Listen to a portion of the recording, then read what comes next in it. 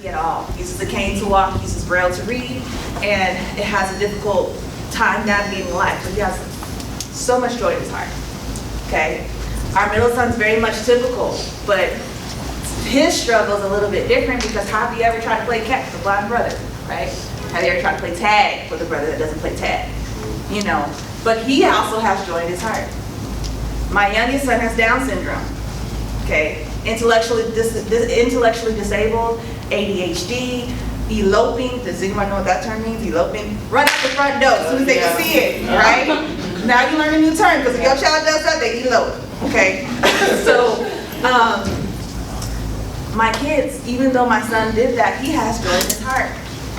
But the issue I found that me and my husband got in the predicament of is we were struggling. Bills due, education, trying to navigate the school system, because that can beat you down, right? Trying to navigate the school system, not just for us in school, but for them trying to navigate school, teaching them the basic things. So today, we're going to talk about plans and purpose, because I'm not going to get ahead of myself, but sometimes things didn't really go the way that we planned for it to go, right? So it's going to be a heart-wrenching moment, but that's what I do. And it's okay. And I feel like sometimes we don't take the time to really think about it. By a show of hands, how many of you said to yourself, when I graduate from high school, I'm going to Lamson? That's the first place I'm going. Let me get my FAFSA done. Let me get my loans in. I'm going straight to Lamson, right? It's not just Lamson. When I graduated high school, I wanted to go to Harvard. I wanted to go to Yale. I wanted to go to Ivy League, right? I ended up settling for a local university, dropped out first year. Didn't matter how smart I was, didn't matter what knowledge I knew, didn't matter any of that. I dropped out first year. Not because I wasn't competent, not because I wasn't capable, I wasn't focused. I didn't have a disability, don't have ADHD, don't have dyslexia, don't have any kind of issue that causes the barrier. Hello, welcome. You're like, oh man, yes, front seat. Thank you all for spending your time today. I know y'all were made to be here, but I'm glad that you are here. No, seriously, I'm glad that you are. Yes, you have it. Yes, it's yours. No, we're not a church.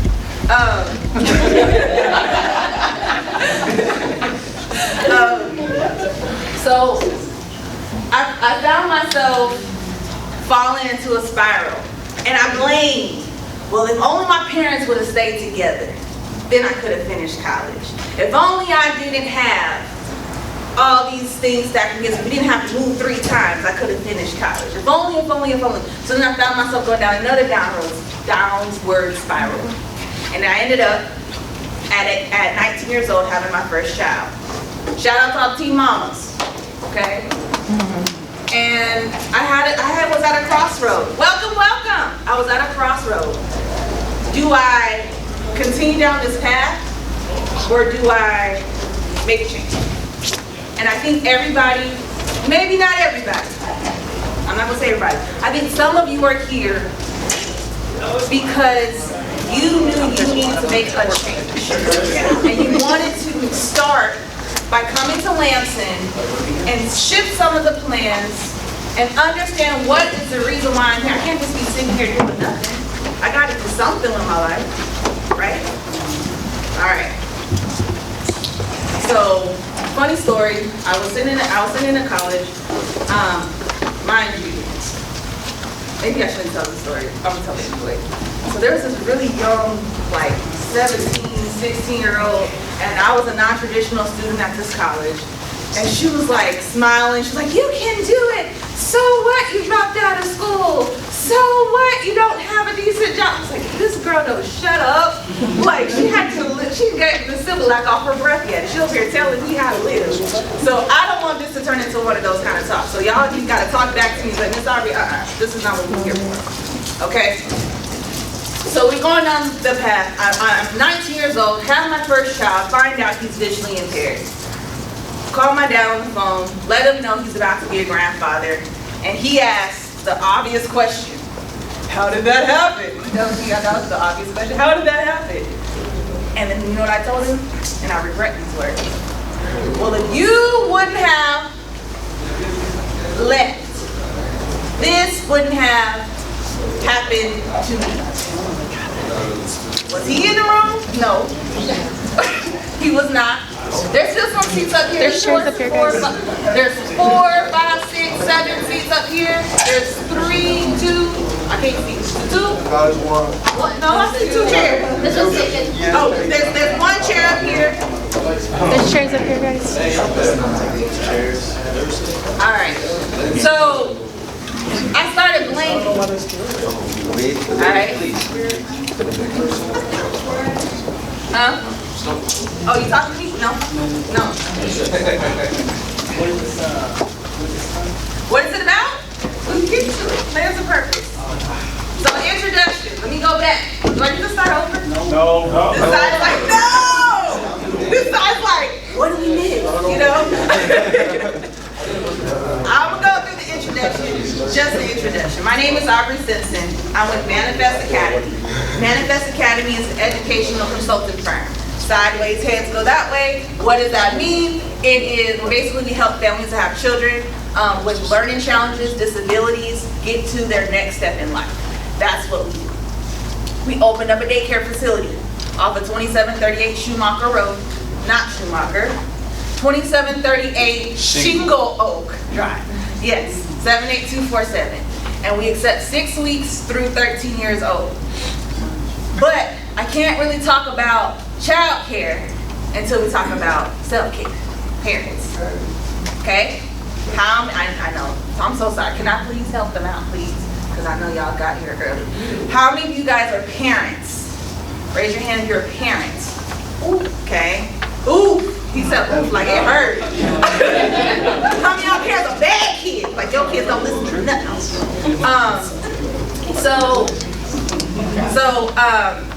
I was a teen mom. Shout out to teen moms. I became a mom at 19 years old. And the gist of the story was, if y'all go back to your old Facebook posts, oh my God, we dating ourselves. Some of y'all still got a MySpace, don't play. Still on fine, don't be playing with me. But if you look at your old posts, notice how all your posts you smiling, maybe throwing up middle fingers, you know, maybe you having guns. But when you look at your profile picture and you look at, okay, what was I thinking at that time? Does the face match the thought? No. I'm gonna answer for you. No. I'm smiling here, but I'm in high school. And I hated my life. Because that's what's up. No, I look old, right? That's a smile. No, it wasn't. You're not smiling in this photo. You're not smiling. I know, I hardly smile. If I was smiling, I was faking. I was like, damn, I didn't see you. So what I'm saying is, I blame my family. I blame my dad. I blame my mom. I blame the system. I blame the president for me not completing my first year at UTSA. So then I became a teen mom. That's me as a teenager. I'm still a teenager. My face doesn't age. I don't know what's going on. This is Niall. Niall is now too old. 13. Visually impaired, blind. Does he look blind? No. Not at all. He can't see at all. He can't see in this picture at all. I went to Career Point College, so that's why I'm having this conversation, because the commercial, you ain't doing nothing, you sitting on the couch, you ain't doing. Yeah, I went to that college. I went to a technical college. Just like y'all here at a technical college now. I didn't wake up and be like, you know what, when I graduate from high school, I'm going to Career Point College. But I studied there. And I got my early childhood education diploma, and I opened up a child care center. I opened up a corporation that serves several states, all over the country. I have a counterpart that's in Dubai. Wow. But I started here. So that's why we're talking about plans and purpose, because today you're here because you want to make a change.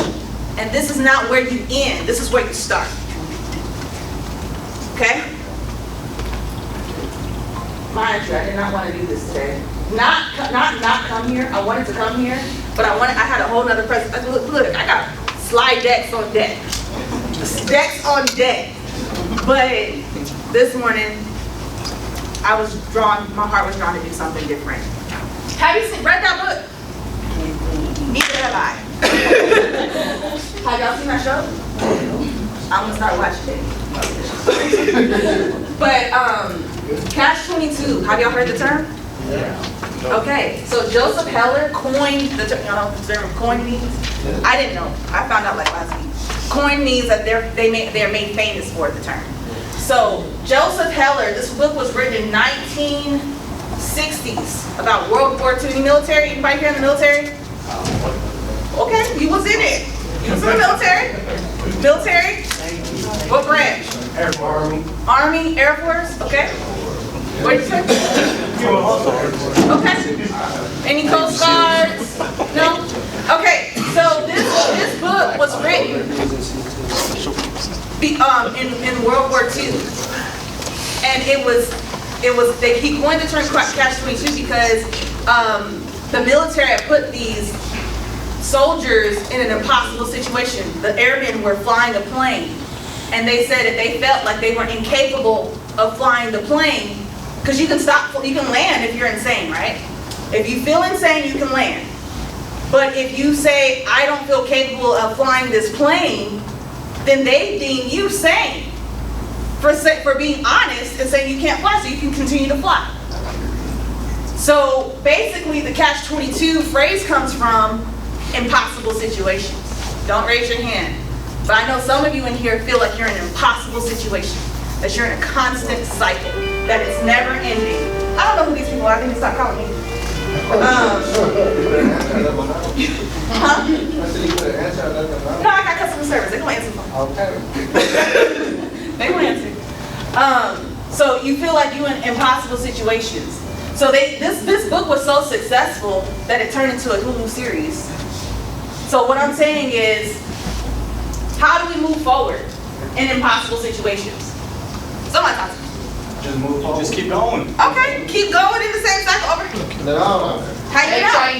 Look at what you're doing. Don't repeat, my man. Repeat. Figure out what you did wrong and then do something different. Give me a scenario. You reevaluate what you're doing wrong. Yeah. So change it. Change it. Change it in your life. Okay. Otherwise, you become insane. Okay. Even if you feel the urge that you really got to do it, how do you stop yourself in the middle of doing it? Willpower. Willpower. Do we have it? Determination, yes. We do have it? Discipline. He has it. Okay. I'm for it. All right, don't raise your hand. We already talked about this. So don't. Have you seen this one? Yes. What's it about? Dreams. Great movie. What's it about? True, but what's it about? What's the theme of the movie? No, not dreams. What do you say? Orchestrating dreams. What else? Trauma. Trauma. Who's that trauma? The trauma. Oh my God. Murder. You said murder? Yeah. It's not wrong. It's not wrong. I'm just trying to understand. Come on. What's the theme of the movie? You hear what he said? He said provoking an idea. I watched the movie. When did it come out? I don't know. 2009. Like 2009, you were like 18. Long time ago. Long time ago. So I've watched this movie for at least a decade and a half, at least. The crazy part is, the more you watch this movie, the more you find out something new about the movie. Right? Am I just the only one that like overwatches movies the same over and over again? Yes. Maybe I have autism. Maybe it needs to be evaluated. But the more I watch this movie, there's more layers that uncover. So when I first watched it, I thought that it was just about a person just dreaming, putting people under, and then they just going through different levels of dreams to place an idea, right? This time when I watched it, I paid attention to I don't know, I guess you would call him the protagonist, but yet the antagonist was his wife that died, right? The crazy thing about the wife that died was you don't find out to the end that she ended up making a decision that affected her whole family in a negative way off an idea that he put in her mind. Did y'all catch that? He didn't. He chose to. Watch it again. Watch it again. Thanks for ruining the movie. You haven't seen it? Well, I'm gonna ruin it. You're gonna have to see it now. Watch it again. Watch it again. It's 10 years ago. So,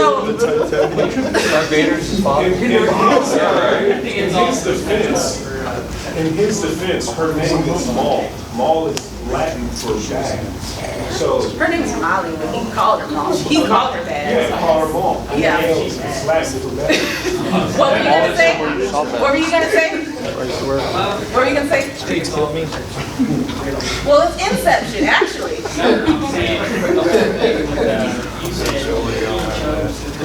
No. Right. So let me.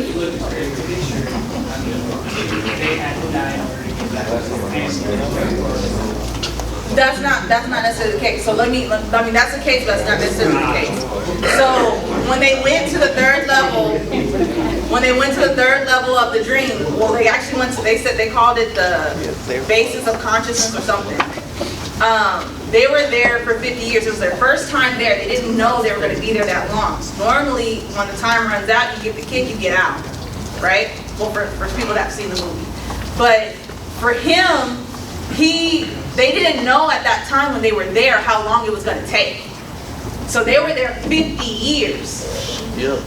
So imagine being the same place you're at, the same cycle, with the same people, with the same friends for 50 years. Right. So some people, if they want to get out of a cycle, they plant bad things. They don't plant good things, they plant bad things. And then when you wake up, when you finally like, man, that was a bad thing, it's too late. So, why am I bringing this up? No, this is not a church, but I felt compelled to tell you this. Right? Jeremiah 29:11 says, Jeremiah 29:11 says, "For I know the thoughts that I think towards you, saith the Lord, thoughts of peace, not of evil, to give you an expected end." We're talking about plans, and we're talking about purpose. We're talking about thoughts. It was never his intent for you to have bad days, for you to have trauma, for you to have bad experiences, for your mama not to be there, for your daddy not to be there, for no one. That was not his intent. That was not his plan. Jeremiah, you think you have some problems? Jeremiah was born during Babylonian captivity. You know what that means? That his whole country was taken over by another country, and they were forced to worship a whole nother deity. Completely. And Jeremiah couldn't do that. So when you can't do something in your willpower, what happens? You get punished. So he lived his life in exile by himself. Okay? But even in the midst of his loneliness, even in the midst of his despair, the Lord told him that my thoughts for you is not for you to stay captive. My thoughts for you is not for you to stay in disarray. My thoughts for you is not for you to stay in this low place. Y'all came to Lamson to make a change. So make it. You will make it. You're going to pass those tests. You're going to study those lessons.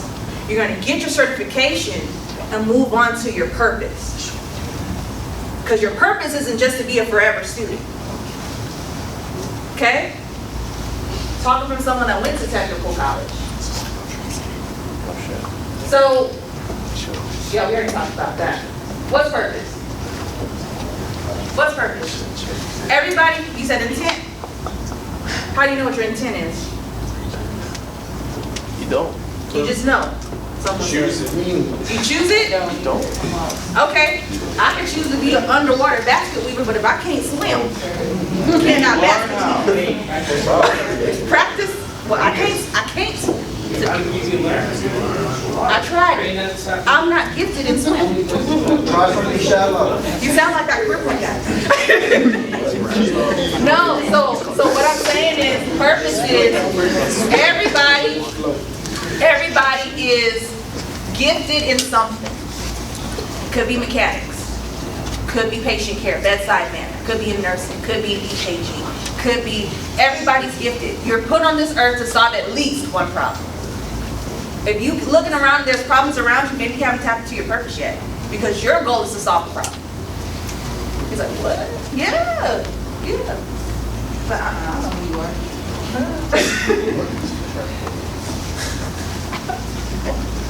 So how do we go from a catch-22 with an inception that was planted deep in our minds? How do we shift from that? I gave you the answer. Purpose. You tap into your purpose. So let me give you some principles.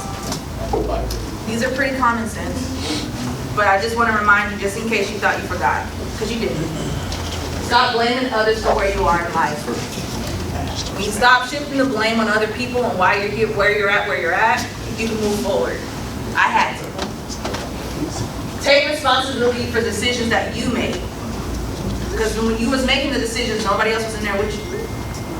You could have easily turned away. But that's not a guilt thing, that's a growth thing. Seek godly counsel to mitigate the repetitious negative ideologies. If you keep hearing in your mind, I can't, I'm not able to, I don't have the skills to, I tried and it's just not going to work. Don't listen to that.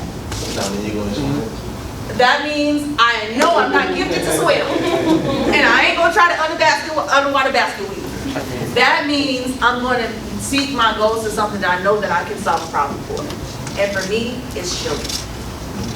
Okay? Really take the time to get to know what God's dreams are for you and the purpose of why you are here. Because there's a reason why you're here. There's a reason why you're here. It's not the end of the world. It's actually the beginning of your life. And it's a beautiful beginning. All right. That being said, now it's time to do the stuff, the reason why y'all came, right?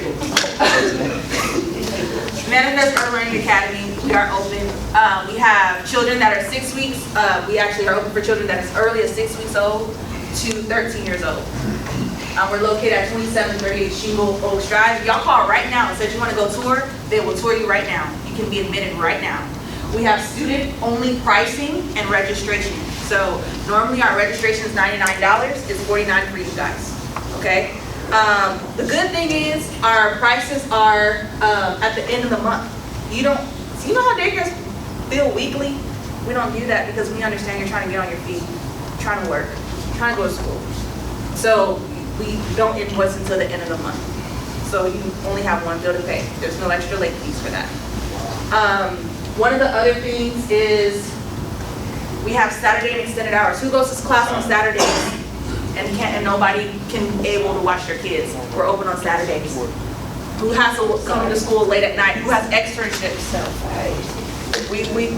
We're open extended hours for students. Okay? Remember what I said. Everyone's put on this earth to solve at least one problem. The Lord gave me this problem to solve. And I'm sharing it with you, the solution.